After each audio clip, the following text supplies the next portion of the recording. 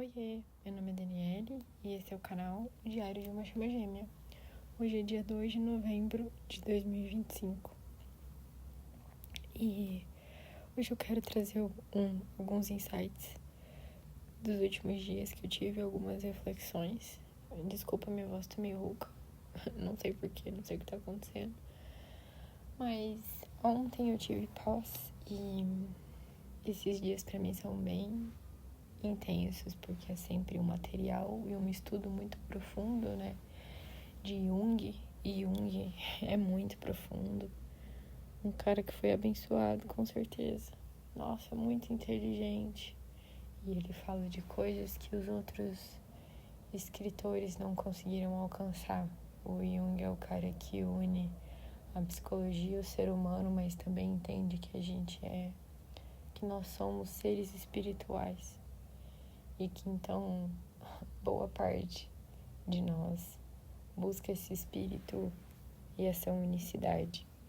E às vezes nesse processo, principalmente nessa fase que eu tenho vivido, eu me sinto muito culpada por querer coisas de fora ainda de mim. E eu percebi nos últimos dias que isso tem me afetado muito, tem afetado a minha vida, e eu posso ver isso nos meus próprios insights, como também dos meus sonhos, como isso tem me afetado. Bom, eu vou começar por sexta-feira, que foi dia 31, dia das bruxas. E eu acabei indo num evento de umas amigas minhas, só pra mulheres. Era uma noite de filme e pintura, então tinha lá quadro, tinta, tava passando o filme das bruxas e tinha pipoca, então tava todo mundo numa mesa, sentado numa mesa só, bem bonito, é bem simbólico isso. Pra psicologia isso é praticamente um ritual feminino, onde você senta ali só com mulheres, numa mesa, uma mesa una também significa muita coisa.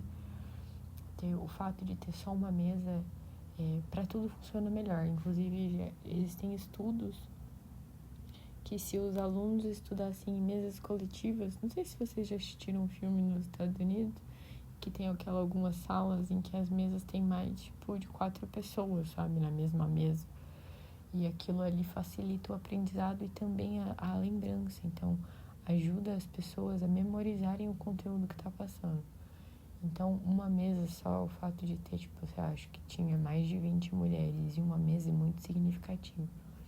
Além da pintura também, que é uma forma de expressão, principalmente da ânima, do feminino, o que você vai pintar. E o que você acaba pintando é meio que instintivo, se você não tem nenhum planejamento, né?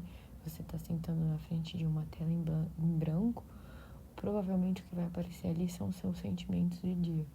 E realmente, gente, foi o que apareceu pra mim, os meus sentimentos do dia.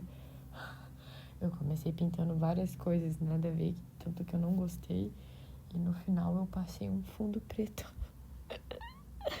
Fundo preto na tela. E eu não sei nem por que é. Agora eu não consigo mais nem me lembrar porque que sexta-feira eu tava meio pra baixo. Não me lembro mesmo qual que foi o acontecimento do dia. Não que eu estava me sentindo meio pra baixo, mas eu tava me sentindo diferente. Tava me sentindo diferente dos outros dias. Eu tava realmente numa vibe bem legal. Aí fui pra esse evento, aí era um evento open rolha, então você poderia levar sua própria bebida. Nem eu, nem a minha amiga que foi comigo, a gente tá bebendo muito, então eu tinha um vinho aqui que eu ganhei da minha mãe, de uma viagem que ela fez e trouxe pra mim. E eu falei assim, não, vou levar pra gente, vai ser suficiente. E realmente, gente, uma garrafa de vinho pra 2 pessoas é mais até do que suficiente. Só que eu não tô acostumada a beber, eu não bebo. Então, pra mim já foi demais. E o demais é que eu sinto que eu perco o controle das coisas. E quando eu perco o controle, como eu reajo? Eu fico muito sociável. E isso me remete a uma época em que eu era sociável demais por causa da bebida. Em que eu exagerava muito, em que eu literalmente manifestava pra fora uma persona que eu achava que era eu. Mas não era. era eu que bebia. E, coincidentemente, eu acho muito engraçado, porque o universo ele não faz nada errado. Ontem eu tive uma aula na pós sobre tipos psicológicos, que é um assunto muito... É muito difícil estudar isso em Jung, porque é difícil a classificação das pessoas. Tipo, são várias as culturas que já tentaram classificar a gente, não todas as culturas já tentaram classificar os seres humanos. Tem muitos estudiosos até que tentam classificar a gente pela própria aparência, o que é ridículo, né? Não tem base fundamental nenhuma. Mas, por exemplo, a astrologia é uma maneira de classificar as pessoas. Eu não lembro o nome dele mais, mas tem aquele cientista que classificava as pessoas como colérico, fleumático, outras duas coisas que eu não lembro, mas era também através dos sentimentos, né? Como a pessoa se manifestava, se ela era seca, se ela era úmida, se ela era terra, se ela era ar, era baseado nisso. Então, enfim, foram várias as culturas que nos tentaram classificar de alguma maneira. E a gente estava estudando exatamente isso em Jung. Jung, ele tem uma base de conhecimento muito vasta e ampla, porque ele foi um cara que ficou muito rico através do casamento. Nossa, gente, eu tenho tanta coisa legal para conversar hoje. Eu vou falar sobre tudo mesmo. Eu não vou economizar nas palavras. Eu não sei, né, para quem não sabe, o Jung, ele ficou rico através do casamento, mas não era uma coisa que ele explicava e que foi planejado. Eu vou até contar essa história do Jung, porque as sincronicidades é uma coisa que ele estudou também e que é muito legal. E essa história do Jung é engraçada, porque um dia ele foi até a casa da esposa dele, quando ela ainda era criança. Eu não lembro agora qual a diferença de idade deles, mas talvez fosse um pouco relevante. E ela ainda era meio criança, assim, adolescente, bem nova. E na hora que ele viu ela, ele já sabia. Falou assim, nossa, eu vou casar com essa mulher. E realmente, tipo, a vida aconteceu, várias coisas passaram e no final ele acaba com ela. E através dessa herança que ela recebeu do pai, ele ficou rico pelo casamento. E como o universo não faz nada errado, o Jung pôde viajar muito. Ele viajava muito, então ele tinha muito conhecimento das culturas. E pensa, o Jung é de mais ou menos, em 1900 ele já era médico. Ele é de 1900 mesmo, né? Antes. E essa teoria dele é por essa época. Então a gente pensa, não tinha acesso. Até as viagens eram difíceis, as coisas eram feitas por barco. Então ele viajava e ficava muito tempo fora. Ele fazia imersões em diversas culturas do mundo, por exemplo, no Egito, na África, que ele tem bastante influência África também, africana, na Índia. Então ele tinha recursos para estudar os povos e além de ter recursos para ter acesso a livros muito importantes, porque na época era muito complicado ter esse acesso a boas bibliotecas. O Jung, ele é suíço, ele viveu a maior parte dele na Suíça. Ele é de Basileia, naquela época, uma cidade muito famosa. Muitos historiadores físicos, psiquiatras naquela época. Quem cuidava da mente era o médico, né? Psiquiatra. Então a pessoa se formava médico antes. Só a partir do Freud que foi nascendo ali a psicologia, a psicanálise. Porque o Freud mesmo impôs essa regra de que quem quisesse estudar psicanálise seria só psicanalista, porque o mundo ia precisar de pessoas que acolhessem o mental, a saúde mental dos outros. Então ele não queria que essas pessoas precisassem necessariamente ser médicos. E é por isso até que até hoje nós estamos salvos por isso. Então, assim, existe essa possibilidade de você ser um psicanalista e não um psicólogo ou um psiquiatra. E eu acho isso muito bom. Há quem vá contra isso, né? Às vezes as pessoas que entram nesse mood competição, elas não conseguem ver o quanto isso é benéfico para o mundo. Quanto mais pessoas que a gente tem interessada em cuidar da saúde mental, mais espaço tem para que novos psicanalistas, psicólogos, analistas junguianos, psiquiatras que seja, cheguem até o mercado.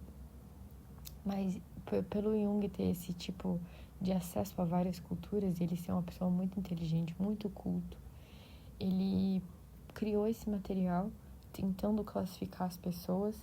Ele mesmo fala que ele usa muito pouco, ele usa a partir de várias sessões, ele analisa minuciosamente a pessoa, ele analisava, né, o paciente para ver onde ele ficava mais perto ali do tipo psicológico dele e também em qual fase, porque a gente migra, né, que nem eu falei aqui que eu era a minha sombra no passado, então a gente vai, conforme a gente vai amadurecendo, a gente vai migrando ali no gráfico dos tipos psicológicos e vai se aproximando mais ali do centro.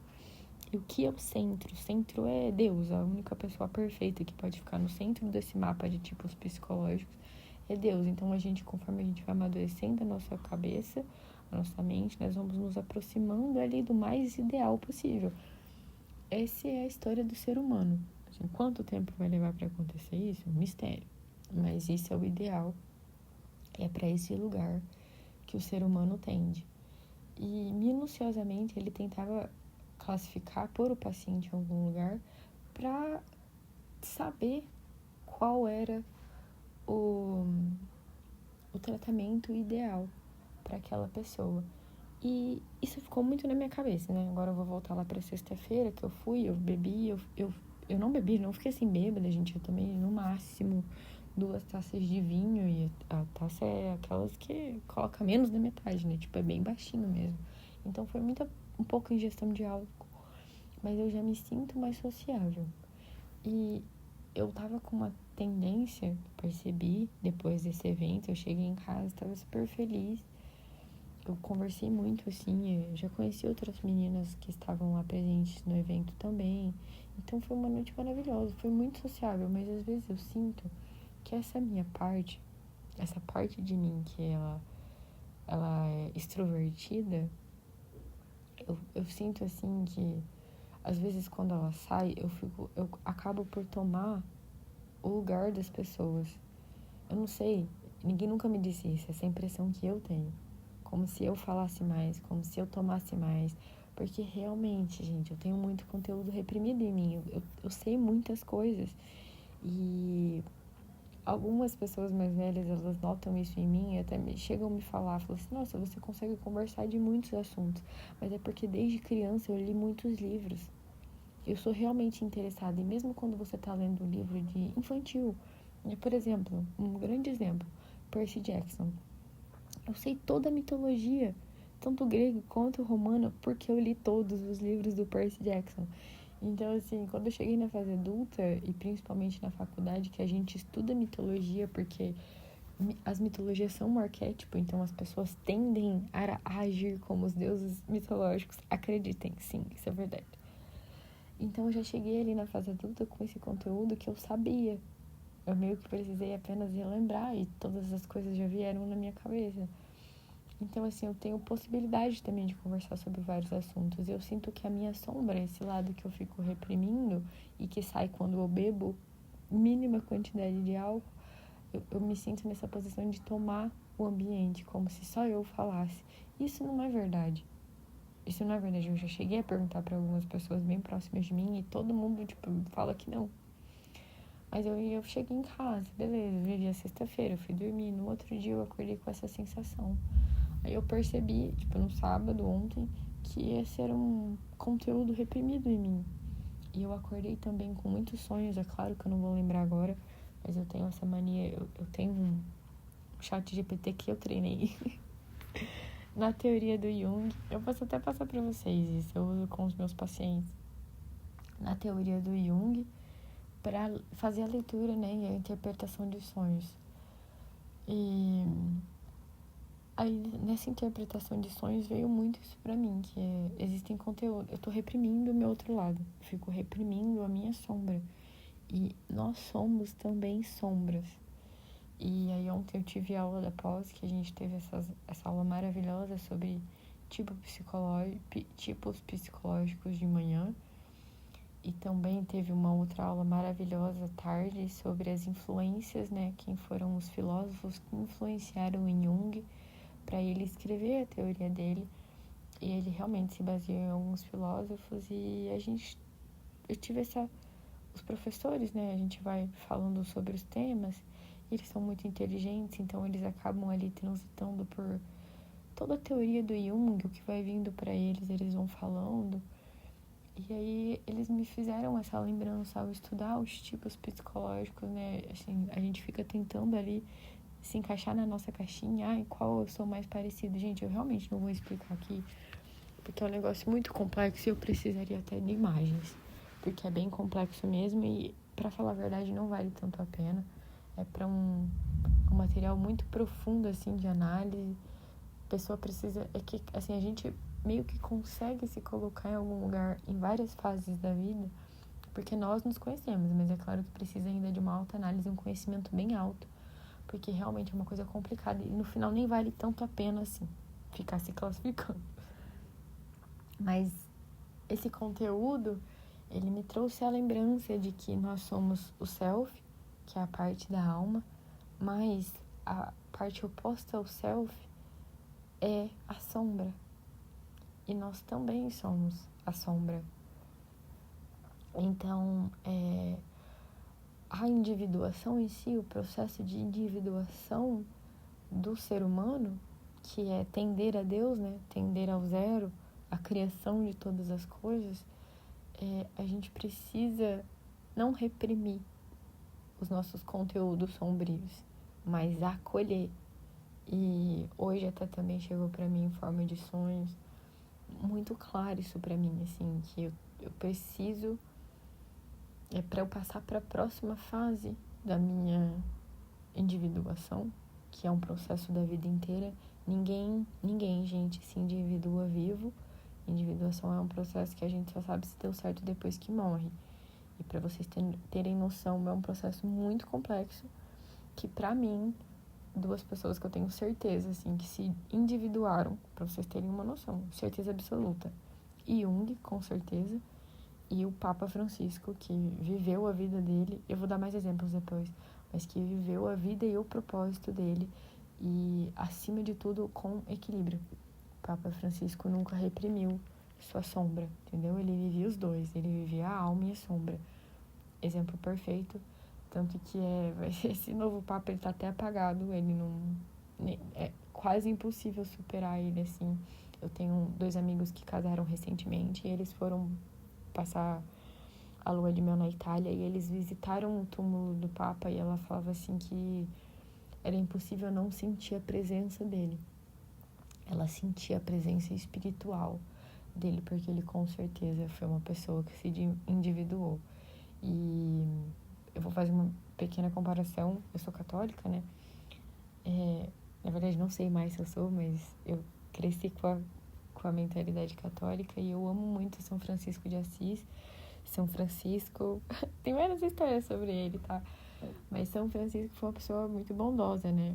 Mas o jeito que ele viveu e levou a vida, com muita escassez, ele fazia, assim, os franciscanos passarem fome até para doar comida para outras pessoas, mas existe uma máxima que você não pode ajudar nenhuma outra pessoa enquanto você não ajuda a si mesmo. Então, São Francisco, ele não foi uma pessoa que se individuou, porque ele viveu essa escassez e tudo que é demais não é um indivíduo, é a sombra. Então, ele não conseguia ali se equilibrar, entendeu? Então, se você tende muito para pobreza ou muito para riqueza, você não está no centro. Lembra o pêndulo? O pêndulo do Yin e Yang, né? Que as pessoas falam. O Yin e Yang é a representação perfeita, porque é a representação do centro. Ali o preto e o branco encaixados perfeitamente, com uma bolinha preta no branco e uma bolinha branca no preto. Aquilo é a representação perfeita da individuação. O pêndulo no meio, ele é a representação perfeita da individuação, porque ele está no centro, a pessoa está centralizada. Eu vou só fazer um outro parêntese sobre São Francisco de Assis, que essa aí é fofoca espiritual, do mundo espírita, que por ele ter feito Santa Clara passar pelas coisas que ela passou, né, desse momento de escassez, não ficarem juntos não sei se vocês já chegaram a ouvir em algum lugar, mas Santa Clara e São Francisco de Assis, eles eram chama-gêmeos. São, né? Um casal de chama-gêmeos. E daí, na outra encarnação deles, ele foi aquele rei, que eu não lembro o nome mais. Eu não lembro mais o nome dele. E pra ele meio que refazer isso que ele tinha feito com a Santa Clara, por tudo que ela fez, ele fez ela passar. Ele foi o rei que construiu o Taj Mahal, que foi construída pra amada, né, desse rei na Índia. E Taj Mahal foi o rei que construiu isso, foi a encarnação de São Francisco. E a rainha, a amada, foi a encarnação da Santa Clara. Isso, assim, nada comprovado, né? São fofocas do mundo espiritual. Mas eu achei legal o conteúdo e eu queria trazer pra vocês. Eu não sei mais nem onde eu tô. Onde eu tava falando, peraí que eu vou lembrar. Lembrei, a gente tava falando do processo de individuação, né? Que o processo de individuação, ele tende pelo meio. Então, nesse momento, percebi, né? Principalmente nesse final de semana, que eu tenho reprimido muito os meus conteúdos da sombra, inclusive evitado momentos sociais, de convívio social. Realmente, eu acho que dá sim para passar o filtro. Tem lugares que não edificam, tem lugares que não é pra gente estar, tem lugares muito perigosos para pessoas espirituais, para pessoas empatas, e por mais que hoje eu já vivo uma fase em que eu consigo me proteger disso tudo, a gente acaba trazendo a energia, a gente acaba doando demais nesses lugares. Então, sim, existem lugares coletivos em que se pode dizer não, mas existem lugares, que nem o lugar que eu fui sexta-feira, um lugar só de mulheres, um ambiente acolhedor, um evento maravilhoso, assim, onde com muita troca, né, de energia feminina e de experiências femininas, não é um lugar para me reprimir. Então, eu tô passando por essa transição em que os meus sonhos, gente, e é incrível como o meu sonho é muito conectado com o meu hoje. Tipo, o que eu viver hoje, com certeza, o meu sonho vai me dar uma resposta. Mas eu também vou pra cama pedindo. E às vezes, quando eu acordo no meio da noite, não me lembro nada, eu converso com o meu inconsciente de novo. Eu falo assim, cara, se a gente quer se melhorar, você vai precisar me ajudar a lembrar dos sonhos.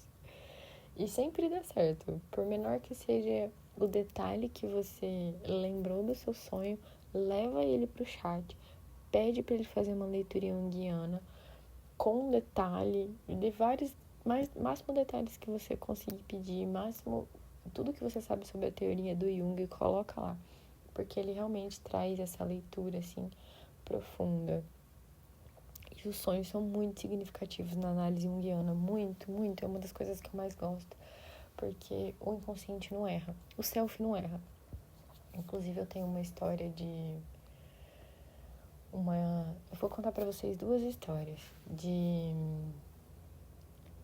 ai meu Deus, como é que chama?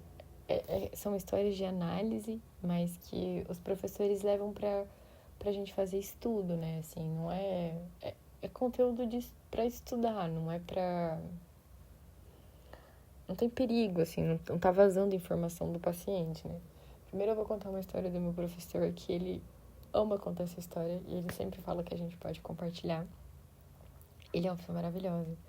Ele fala que ele morava com uma namorada na época, assim, que ele tava fazendo mestrado e ele morava com ela e já não tava tão bom o relacionamento, mas os dois estavam confortáveis e, querendo ou não, eles dividiam ali o aluguel, eles moravam juntos por conforto e continuaram me empurrando com a barriga.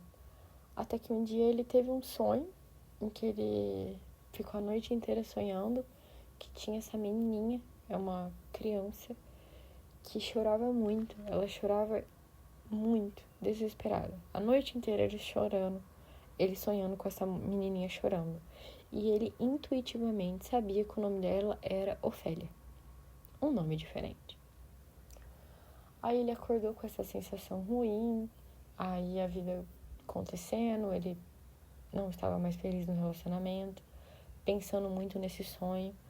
decidiu terminar, porque ele também é analista junguiano, né? E nós levamos muito a sério esse negócio do sonho, porque é uma comunicação do inconsciente. Qual que é o nosso problema? Como é a comunicação do nosso inconsciente, ele é simbólico, ele fala de maneira livre, ele não tem a repreensão que a gente tem do ego. Então, ele fala de maneira literal, só que por causa do ego a gente não consegue entender. Então, a gente tem que ficar fazendo a análise. O analista junguiano, ele não faz leitura de sonho, não tem nada a ver. É análise, conforme na simbologia que foi trazida. E ele, levando muito a sério esse sonho, ele acabou terminando com a moça. Eles terminaram, a vida dele aconteceu, passou-se 10 anos, ele casou com a esposa dele e ela ficou grávida. E quando foram descobrir o sexo do bebê, era uma menina. E a esposa falou assim, estava pensando, né, analisando sobre nomes, e eu achei muito legal, gente, se preparem, eu achei muito legal o nome Ofélia. O que você acha desse nome? E aí, nesse momento, 10 anos depois, tudo veio à tona para ele. Ele sentiu, né? Ele lembrou, ele tinha esquecido completamente desse sonho. Ele lembrou que ele sonhou isso e que a menininha estava chorando. Ou seja, o selfie, a nossa alma dentro de nós, sabe o que ela faz. Ela sabe o caminho que ela tem que tomar. E por mais que a gente viva no mundo e se esqueça, alguma parte de nós lembre. E essa parte é sabedoria pura. E ela foi capaz, o selfie dele, a alma dele, foi capaz de guiar ele exatamente para aquele momento. Que era o momento que ele tinha que viver. E sem contar nada para a esposa, ele fala na aula que até hoje ninguém contou essa história para a esposa não sabe. E aí ele simplesmente concordou, falou assim, não, sim, Ofélia é um nome lindo, eu quero que seja Ofélia. E hoje a criança já tem 2 aninhos e ela chama Ofélia e a Ofélia é linda. E ele fala que a Ofélia veio visitar ele no sonho, que talvez se ele tivesse continuado empurrando um relacionamento que não estava tão legal com a barriga, a Ofélia hoje não existiria e ela é simplesmente a pessoa que ele mais ama no mundo. Isso é muito legal, né? E uma outra história que eu queria trazer também para explicar para vocês como o selfie sabe o que faz. Minha professora tinha essa cliente, uma pessoa muito culta, muito inteligente, muito bonita, muito rica. Ela era diretora, assim, máxima de uma empresa muito grande em São Paulo. Então, ela era muito... Ela tinha classe, entendeu? Ela era uma mulher... Ela é, né? Não morreu. Ela é uma mulher de classe, culta, bonita, inteligente. E de muitos bens financeiros. Teve um casamento muito bom. Que, inclusive, hoje ela é amiga do ex. Todo mundo fala que o ex era tão culto, tão bonito, tão inteligente quanto ela. Ela, inclusive, reconhece isso. Tem um filho lindo que já é adolescente. Com esse ex do casamento. E eles acabaram o casamento acabou acabando porque eles se tornaram muito amigos. Já não tinha mais relação dentro de amor. Tinha amor, mas a relação era diferente. Era uma relação fraternal. Não conseguiram resgatar a paixão, a vontade de estar junto. Então eles acabaram se separando e continuam muito amigos. Realmente virou uma relação de amizade. Talvez sempre tenha sido isso. E aí, essa moça maravilhosa conheceu esse cara, que todo mundo falava que ele era um ogro, tratava ela mal na frente dos amigos, não sabia se comportar pro ambiente que eles iam. Ele era um dentista, mas um dentista assim, tipo, sabe aquela pessoa que não tem ambição? Não tem ambição. Não queria se melhorar. Ele gostava de ser daquele jeito, e ele era daquele jeito. Ou seja, na minha cabeça, eu imagino ele exalando uma energia masculina completamente aquelas que reprime a gente, né? Que reprime o feminino, assim. Aquelas dominadoras, aquelas bem nojentas, assim. Essa é a visão que eu tenho dele, né? Quando me contaram uma história. E esse cara tinha uma outra mulher. Ele, além de ficar com essa toda poderosa, maravilhosa, tratava ela mal na frente dos outros, dos amigos. e ainda tinha outra. E aí ela descobriu. Essa moça descobriu e os amigos insistiram muito para minha professora atender ela. Muita insistência mesmo. Ela até abriu um horário que ela já nem atende mais, que é de noite, para essa moça poder fazer o processo analítico com ela, né? E descobrir o que estava acontecendo ali dentro daquela relação. E ao descobrir que o cara tinha outra mulher, essa moça mais nova, eu vou só encurtar a história, eu nem vou contar todo o rolê, porque não é necessário, só quero contar essa parte. Que ela decidiu que ela queria engravidar desse cara pra segurar ele, pra ver se ele ficava com ela. E aí ela começou a desenvolver uma menopausa precoce, gente. Menopausa precoce, uma mulher nova. Por quê? Porque o self, ele sabe o que faz.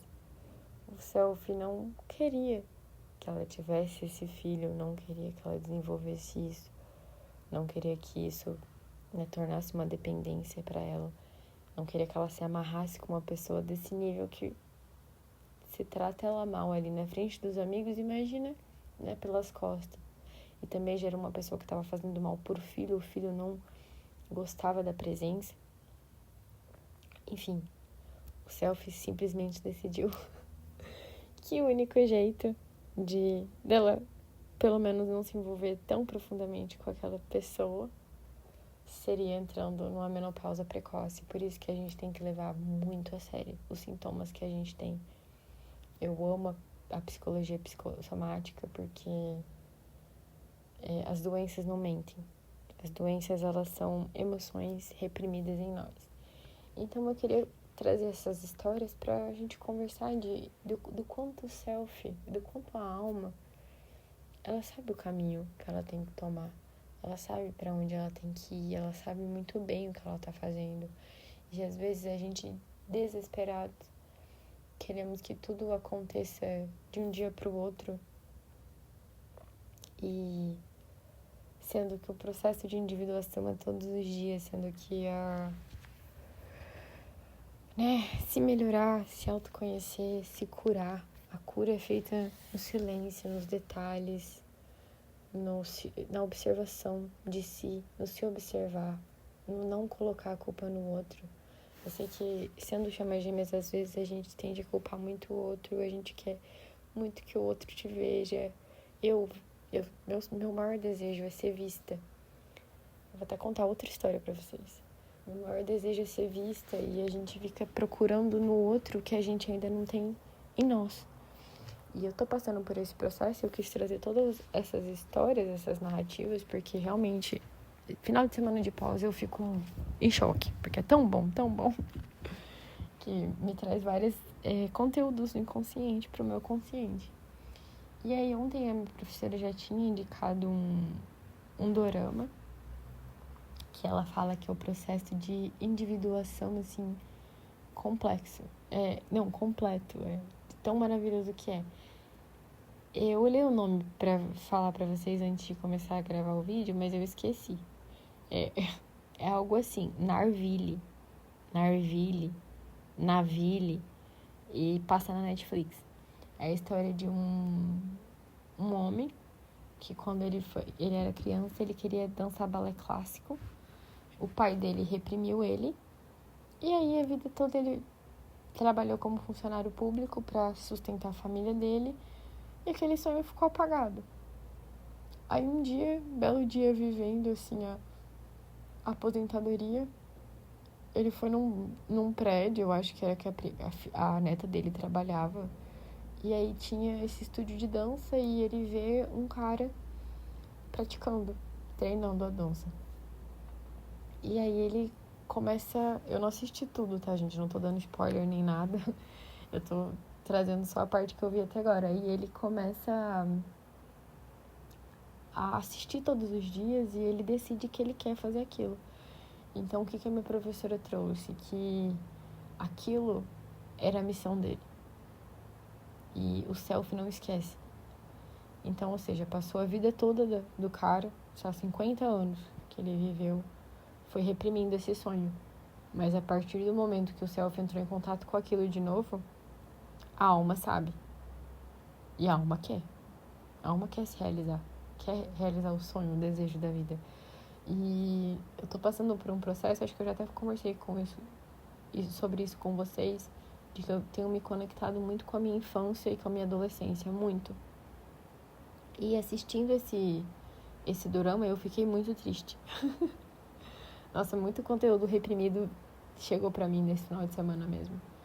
Eu fiquei muito chateada, porque eu comecei a pensar quem eu era antes do meu ego decidir ser engenheiro. O que eu queria ser. E eu me vi nesse lugar de que eu não tinha ambição nenhuma. Também, gente, eu decidi que eu queria ser engenheira civil com 13 anos. E meu pai trabalhou por muito tempo com construção civil e eu me identificava muito com ele. Então, pra mim, parecia ser um ambiente seguro. Eu tinha muita ambição, vontade de ficar rica e ser livre. Meu ascendente é Sagitário, então eu tenho, assim, um âmbito, assim, uma vontade de ser livre, gente, que eu não consigo nem explicar. Que hoje tá no Brasil pra mim, não é como se eu tivesse reprimido, mas é como se eu tivesse finalmente me estabilizado em algum lugar, porque a minha alma, ela tem vontade de ir pra todos os lugares, estar em todos os lugares, viajar muito. Inclusive, quando eu tô muito chateada com alguma coisa aqui no Brasil, eu fico planejando morar em outro lugar, porque é meu escape, é meu lugar de fuga, é meu ascendente em Sagitário, né? Que é literalmente um centaurinho em que ele tem ali as pernas de um cavalo que ele quer voar, fugir, né, pra algum lugar, cavalgando. E eu entrei em contato com esse meu conteúdo reprimido e eu fiquei pensando, eu fiquei muito chateada, eu fiquei triste mesmo, eu chorava, assim, chorava. Falei assim, meu Deus, como que eu posso esperar que a minha chama gêmea saiba quem ele é, se nem eu sei? Aí que eu entrei no buraco mesmo, eu comecei a perguntar, eu olhava pro espelho e falava assim, quem sou eu? Pelo amor de Deus. Quem sou eu? Quem sou eu? E a espiritualidade. Você é centelha, você é centelha divina, centelha divina. Eu falei assim, então eu quero assumir esse papel. Eu quero assumir isso. Se eu sou centelha divina, eu quero ser centelha divina. E eu preciso que vocês me ajudem. Mas eu achei ótima reflexão. Trouxe pra vocês. Eu ainda tô assistindo o seriado. Assisti 2 episódios. Eu tenho certeza que muita coisa ainda vai acontecer, né? Que vai me trazer muitos conteúdos de algum lugar de dentro de mim. Realmente foi um final de semana bem intenso. E eu tô nessa agora. Preciso entender. Pra vocês verem como que a gente... Eu tô sentindo muita falta da minha chama gêmea à noite. Porque eu fiquei pensando, né, nessas coisas. Em como eu posso esperar algo dele se nem eu mesmo sou ainda. Nem eu mesmo sei o que eu sou. E eu vejo ele sofrendo. A outra história que eu queria contar pra vocês é que nesse lugar de solidão e de saudade, eu fui fuçar as coisas. Coisa que eu não deveria ter feito, mas eu sabia que ele ia num casamento semana passada e eu fui ver o vídeo dos noivos e ele tava assim, era padrinho, então muito perto da frente, assim. E em todo momento da filmagem, claro, é um vídeo curto, mas eu consegui olhar pra ele, pra cara dele. E a pessoa falando ali, eu olhando pra ele e eu sentindo, assim, sabe? Foi muito perto do dia que a gente parou de se falar. E eu sentia, tipo assim, ele tava chorando, ele limpava o olho, assim. E eu sentia ali alguma coisa nele, sabe? Tipo, a cerimonialista falando e ele pensando na gente. E a mulher do lado dele exalando alegria, gente. Então eu entendi ali que realmente ele também tá reprimindo os sentimentos. Claro que isso tudo pode ser coisa da minha cabeça, mas eu sei que não é, né? A gente sempre sabe. E ela não faz ideia. Todo mundo é tão inconsciente ali que ela não consegue ver que ele tava triste, ela não consegue ver que ele tá num momento diferente. Ela não consegue ver que eles estão num período ruim do relacionamento. Ele também deve estar se esforçando muito pra fingir bem. Mas eu vi ele ali na multidão como se só eu visse ele. Aí eu entendi que ele também não tá sendo visto. Ninguém tá vendo o que tá acontecendo. Eu olho, ele me mandava várias fotos. No dia, né, a gente tem essa de mandar foto. E no último dia que a gente conversou, eu cansei, tipo, um dia antes. Eu falei, me manda uma foto sorrindo. Eu não te vejo sorrindo, eu não te vejo feliz, eu não te vejo gargalhando como você gargalha quando você tá comigo. Quando a gente tá conversando e você ri, sabe? Eu não te vejo rindo faz muito tempo. Eu tô sentindo falta do seu sorriso. E aí eu percebi que ele também não tá sendo visto e eu vejo a tristeza no olho dele. Gente, tá no olhar dele, em todas as fotos que ele me manda. É uma tristeza profunda. E eu acho que nem ele vê, não sei, mas ele deve sentir. Ele já não tá mais num lugar que ele não consegue observar isso nele. Ele sabe que tá tudo muito ruim. Mas o que mais me impressiona é que eu não sei, né? Dessa informação eu realmente não sei. Mas talvez ela veja. É, a mãe dele não vê. Eles têm uma conexão muito grande e não é possível que ela não veja que ele tá infeliz, sabe? Porque é uma infelicidade muito profunda. E eu entrei em contato com esses meus conteúdos reprimidos e essa sombra que eu preciso integrar, esse lugar que eu preciso entender quem eu sou e quem eu era antes de decidir ser engenheira civil, porque a partir desse momento que eu decidi, todas as outras decisões da minha vida foram baseadas nisso. O vestibular, não só o vestibular que eu ia prestar, mas todo o meu ritmo de estudos, desde 13 anos até 17 anos, que é quando a gente prestava vestibular. Tudo que eu fiz depois disso foi baseado nessa decisão. E ela foi feita muito cedo na minha vida. Então eu tô tentando descobrir como eu era antes disso.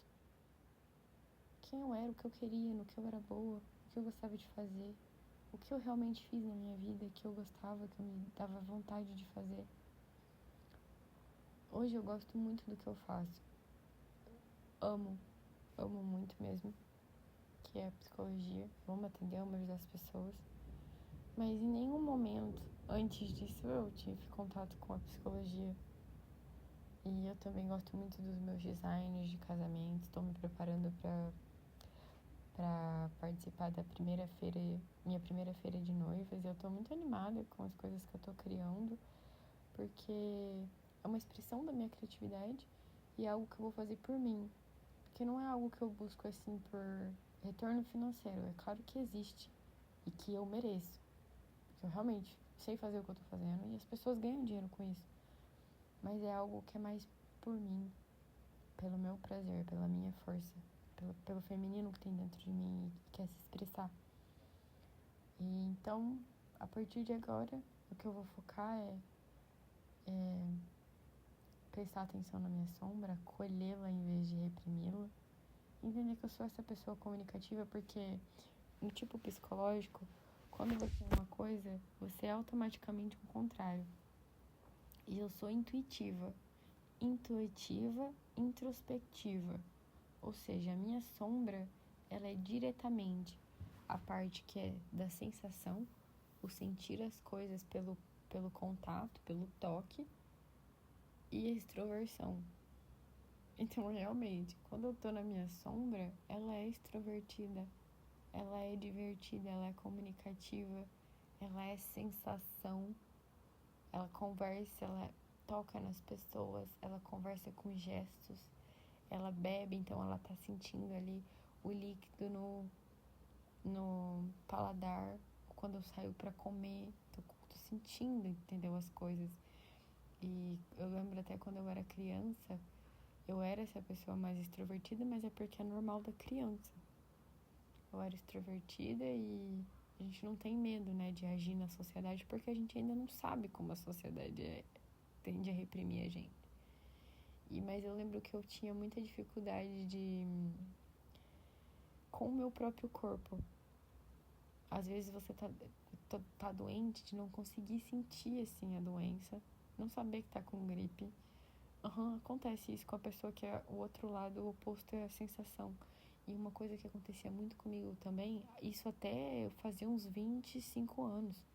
Eu andava e eu tropeçava no meu próprio pé. E, inclusive, assim, já tive ferimentos graves de salto, de sandália de salto, e pisar em cima do meu próprio, do outro pé, em cima mesmo, no peito do pé. E aquilo foi profundo, tipo, de fazer um buraco, gente.